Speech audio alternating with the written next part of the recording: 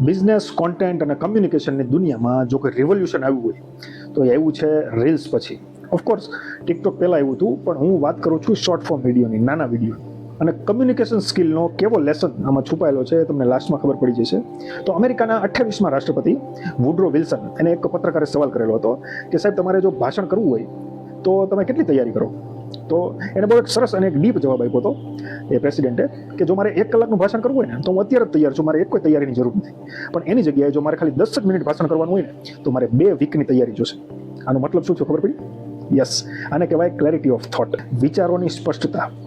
જો તમારે લાંબી લાંબી વાતો કરવી હોય, ગોળ ગોળ વાત કરવી હોય તો તમારે એક કોઈ તૈયારીની જરૂર નહીં પડે. તમારે ખાલી શબ્દો ફેંકવાના હોય છે સામેવાળા માણસ ઉપર.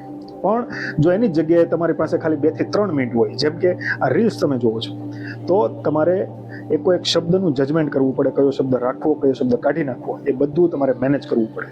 જો તમારા મગજમાં જ વાત ક્લિયર નહીં હોય તો તમે સામેવાળા માણસને 2 થી 3 મિનિટમાં તમારો કન્સેપ્ટ કેવી રીતે સમજાવશો? અને આ વસ્તુ ખાલી રીલ્સ માટે કે વિડીયો માટે નથી, તમારી રિયલ લાઈફમાં તમારી મીટિંગ્સ કે કોઈ ઇન્ટરવ્યૂ હોય એના માટે પણ આ વાત લાગુ પડે છે.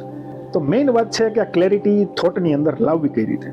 હવે એક પ્રેક્ટિસ કરજો આજથી જ કે તમે કોઈ પણ કમ્યુનિકેશનમાં ઇન્વોલ્વ થાય ત્યારે ટ્વિટર રૂલ અજમાવો. ટ્વિટર રૂલ અત્યારે જે એક્સ તરીકે ઓળખાય છે એની અંદર તમે જોજો કે કેરેક્ટર તમારે જે લખવું હોય ને એની લિમિટ હોય કે આટલા શબ્દો જ તમે એડ કરી શકો.